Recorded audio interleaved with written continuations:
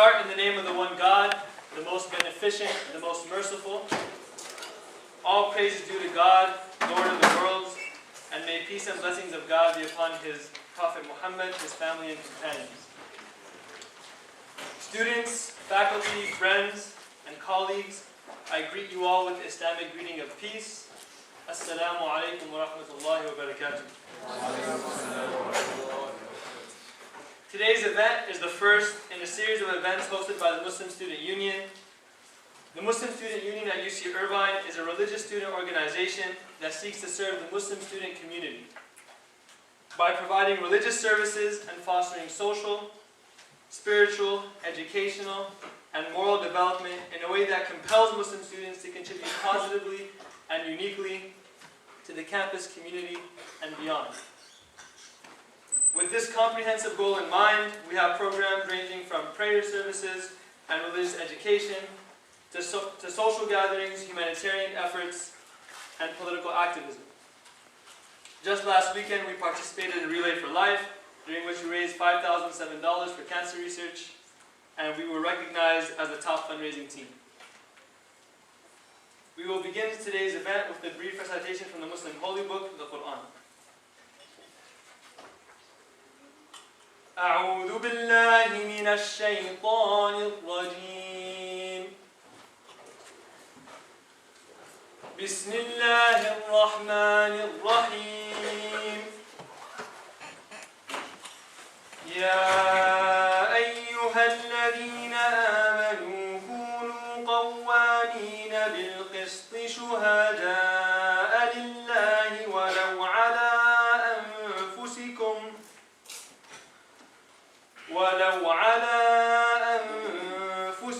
أو الوالدين والأقربين إن يكن غنيا أو فقيرا فالله أولى بهما فلا تتبعوا الهوى أن تعدلوا وإن تلووا أو تعرضوا فإن الله كان بما تعملون خبيرا صدق الله العظيم. In the name of the one God, the most beneficent, the most merciful, O you who have believed, be persistently standing firm in justice, witnesses for Allah, even if it be against your own selves, or parents and relatives. Whether one is rich or poor, Allah is more worthy of both. So follow not personal inclination, lest you not be just. And if you distort your testimony, or refuse to give it, then indeed Allah is ever with what you do acquainted. Indeed Allah the Most High has spoken the truth. Today's event, and all the events of this series entitled Palestine, an Invisible Nation, are held in the spirit of this verse and in the pursuit of justice in general. The goal of the events of this week is to educate and raise awareness on campus about the plight of the Palestinian people, with the hope that this knowledge will turn into action. Unfortunately, our annual week has been mischaracterized as one that harbors anti-Semitism. The MSU has clarified numerous times, and will continue to clarify, that hatred of any particular group on the basis of their race, color, ethnicity, or religion, including people of the Jewish faith, is completely unacceptable. This is not a politically correct statement to be repeated in front of large audiences, but it is the deepest convictions of our own faith. We will be the first to speak out against these injustices, just as we would speak out against any other form of racism, no matter what group it targets. Although this goes without saying, the MSU strives to explicitly state its beliefs nonetheless.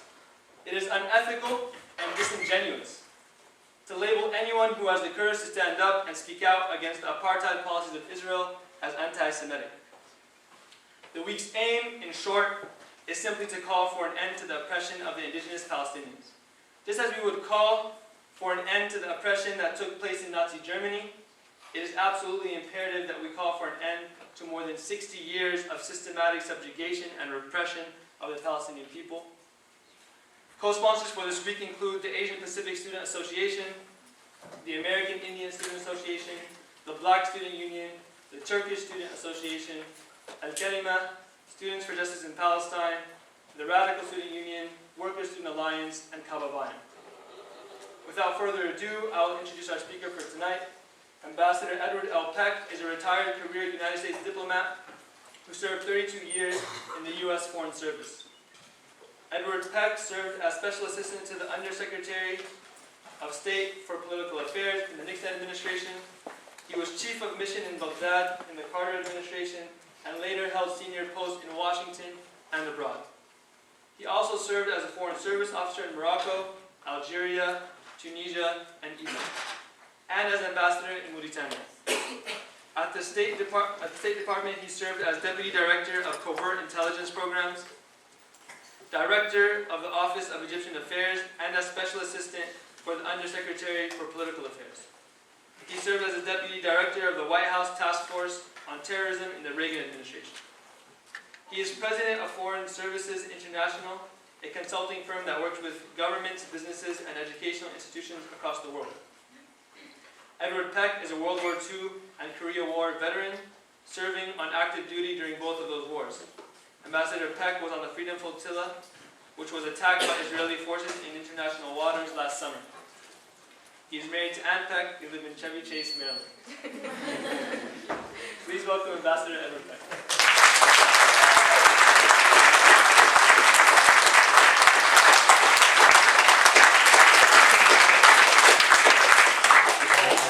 To hear your own obituary. But you left out the MVP at the Super Bowl, and I feel surprised. Ladies and gentlemen, I'm here to talk about an issue that I take very, very seriously, and which I consider to be a very serious issue. I have an extremely active sense of humor. And I tell you this because during the course of talking with you, I may make an effort to inject some humor, merely because that's my personality. It is not meant to indicate that I don't take the issues seriously, because they are serious. Okay, full disclosure. I lecture on luxury cruise ships. It's a dirty job. Somebody has to do it. And over the years, I've developed some techniques, I think, which help me relate to and engage with the audience. I have written permission tonight to ask you to think. Now, people don't do this to you very often. So to ease the potential shock and trauma, I will tell you when. Think. Think. Optical illusion. Optical illusion. Raise your hand if in the last week you have experienced an optical illusion. Good. Okay. Well, anybody wearing glasses ought to have their hand up. Isn't that what these do? Those letters aren't really larger or closer. They just look like it. And if you took a photograph, are your friends really that big? It's an optical illusion. But when I say that, what you think about is a vase that looks like two people kissing. And this is what happens when people don't think. The mind is closed, and you aren't really exploring the question. Let's try one more just for what my oldest boy, who happens to be the fisherman, would call, just for the hell of it. On the map, thank you, sir. On the map, time zones run north and south. Sometimes they make a little jog to one side or the other to pick up an island or the other. Time zones run north and south. Well, that means that on the globe of the Earth, all the time zones come together at the North Pole. So if you're standing way on the North Pole, what time is it? Yeah, that's interesting. And now, if I'm doing this on a ship, I have somebody planted in the audience who says, well, it depends upon which direction you're facing. Yeah, that's true, though when you're standing on the North Pole, there's only one direction you can face, south. Can't look east or west. You sure as hell can't look north. Okay, so you got that? You can use this on your friends. It's a wonderful. The program that you have laid out here, and I know some of the people who are coming to speak, and I know of others, are touching on a subject which is very difficult for Americans to deal with. My country is probably the greatest country that ever was, and it might well be the greatest country that ever will be, but that, as you may know, is not a universally shared perception. Certainly not anymore. And perception, folks, are the only thing that count. What you see to be attractive or sanitary or tasty is for you sanitary or attractive, and somebody else is better, because their perceptions are different than yours. Cultures contribute to the formation of perceptions. Religions contribute to the formations of perceptions, and also the way people's minds work. An open mind is a wonderful thing to have, but an awful lot of folk who think they already know all about a given subject don't think about it anymore, and I fear, whatever, I don't need this, I don't think. I fear that the Palestine question is one of these. Let me see if I can lay some groundwork here, thoughts that you might be able to use. No one in his or her right mind, let me repeat, no one in his or her right mind, and we all recognize that there are some people who don't qualify for inclusion, should want anything bad to happen to one person in the Middle East or anywhere else. Not one Israeli, not one Palestinian, not one American, not one of anything else. But the horror is that horrible things have happened to all three groups out there, are happening now, and I fear are going to happen in the future, even though I hope I'm wrong. Because you cannot do what's being done out there without generating repercussions. And the situation in Palestine makes my country, which I have served in uniform in 2 wars, look, well, let's be open about this, look like hypocrites of galactic proportions. We recently got involved in attacking Libya, where a man named Muammar Gaddafi was accused of having killed 461 of his countrymen inside his country because they had risen up in armed revolt against his country, and that is unacceptable. Not too far away, however, is a place called Gaza, where the Israelis killed 1,400 people who were not Israeli and who were not in Israel and who were not involved in an armed uprising trying to overthrow the government, and he did that using American planes and bombs and tanks and bullets. So when we bellow that that's a terrible thing, but excuse that, that's political or economic, but it is not moral. Morality is the quintessential level playing field. If he does it, and that's bad, if he does it, it's also bad. And if you say, no, that's different, then you're engaging in selective morality, and selective morality is not morality. And we do it, we're a superpower, a hyperpower, because we have interests all over the world, and we begin to look like something is messed up in our operations, because as a nation, we know we are the moral leaders of the world. But not because we don't apply the same rules everywhere. A less exciting illustration. A couple of months ago, the Secretary of State went to a country called Kosovo. Kosovo was, until 2 years ago, I think, part of Serbia. And then the United Nations decided it should be a separate country because the population was mostly Kosovars. And so they said, okay, you're separate, and we are going to put NATO troops there so that the Serbs can come back, the ones who fled, and live in their homes from which they fled. And we're going to put a group of people there to help reform the government, et cetera, et cetera, et cetera. Secretary Clinton went there, and she said, you Kosovars, you Serbs, you must talk. Those two groups are face-to-face, cheek by jowl, separated only by a bloody border which only recently had the bodies removed. But Hillary says, you guys should talk. And somebody said, Hillary, does that mean you're going to talk to Iran? No, we're not going to talk to Iran. Even though they're 7,000 miles away, we don't have a border, and we've never had a war with them. Now, how do you explain that? That's different. So here's my country, your country, pushing get the people in Northern Ireland to talk, to get the Greeks and Turks in divided Cyprus to talk, and they got this border, to get the Indians and the Pakistanis to talk about Kashmir, get the Israelis and the Palestinians to talk there, but we haven't spoken to Iran since 1980. So think about this. If this gentleman here has a problem with that gentleman there, they have an issue between them. That's how we say it in the Foreign Service. If they have a problem and they talk to each other, there is a chance that they might reduce or even eliminate the problem. They don't have to abandon any position or give up anything, they just need to talk.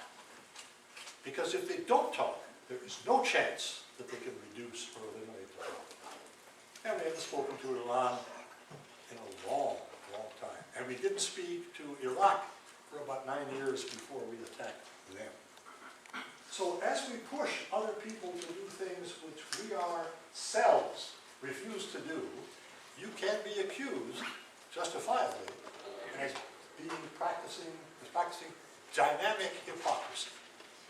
Not letting people just figure it out, but standing right up and saying it, because that man is not allowed to kill his own people, but this man is allowed to kill other people's people.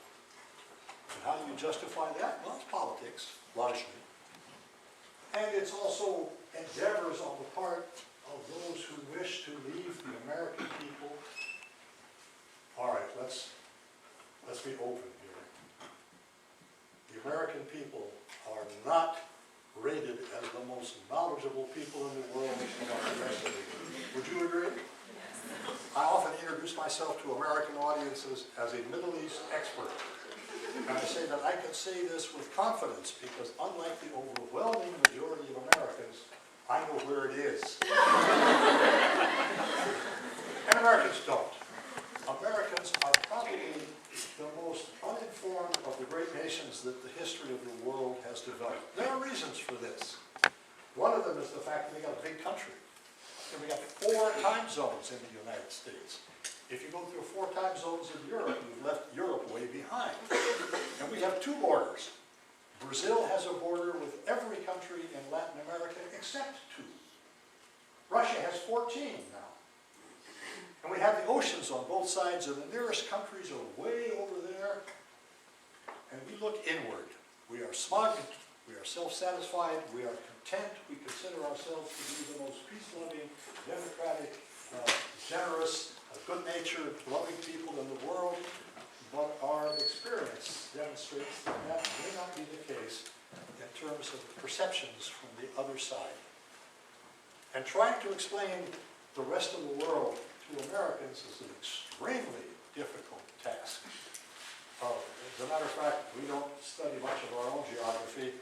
How many of you can name the states that surround Idaho? Yeah. Oh, really? Well, congratulations. Okay. One of them is not Mississippi, in case you're thinking of it. But the cultural differences that Americans overlook are shattering. We had a Secretary of State named Condoleezza Rice. No dummy, she. But after she had been secretary 2.5 or so years ago, she made a statement which I think encapsulates what it is I'm talking around. She said, quote, "America's role is to remake the world in our image." That ought to go over big, almost everywhere. Except maybe Southern California. Oh. I wanted to be there. Yes, question. Ms. Rice, the American image, is that Alabama or New Hampshire that you're talking about? San Francisco or Bayonne, New Jersey? Just what the hell image are you talking about? Because this is a country filled with people who come from all over. By the way, I've never used the phrase a melting pot, because that means things lose their shape and form. Call it a mixed salad, where the carrots and the lettuce and the tomatoes retain their own form and shape and taste. And we have all of the people who have come here from elsewhere, and every group that has come that is different has gone through the meat grinder, as you may know. You can look it up. Benjamin Franklin wrote a letter to a newspaper in Boston in 1786. in which he urged efforts be taken to stop the influx of this bunch of people with this weird religion which was going to destroy them. He was talking about Lutherans, because there weren't any here. I mean, let's not let these Lutherans in, for heaven's sake. And the Irish went through it, and the Catholics went through it. And there was the Yellow Peril with the Chinese and Japanese. And then there was the Japanese in World War II. Right here in California, you know, they ripped up all the people from their homes and property and put them in concentration camps, which we call relocation centers. And you may not know this because you weren't around at the time, most of you. We did this in California, but not in Hawaii, because there were too many of them. We could do it here in California because they weren't that numerous, not destroying the economy. So we have a strange and different view of the world. And right now, the Hispanics, because of their number, and the Muslims, because of their religion, are sort of the ones under the microscope. In your conversations with your classmates and friends who are not in the Muslim faith, you are probably aware of the fact that they're thinking of, and the papers only talk about, the Judeo-Christian tradition.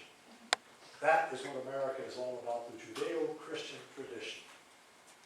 But it's interesting to consider the fact that the pillar of Christianity is Jesus Christ as the Son of God, who is not accepted by the Jews as the Son of God, but is accepted by the Muslims as a prophet, one of the 4 key prophets.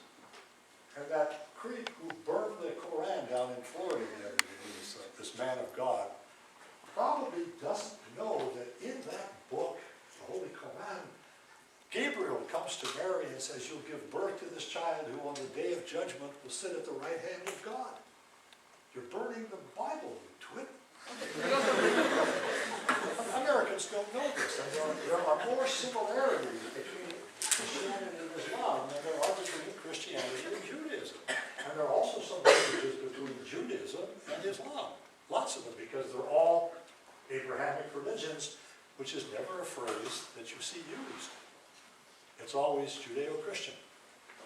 I think that this has been done on purpose to get that group pushed away from the mainstream, and the inability, unwillingness, reluctance of Americans to learn anything about Islam contributes to this rather unfortunate split. And so we find ourselves now viewed by many Muslims in the world, and there's 1.5 billion Muslims, as you may know, second largest religion in the world, with something resembling fear, suspicion, concern. Now, why would this be? Those of you who have computers, when I was a boy, we didn't have computers. We brought our homework in on stone tablets.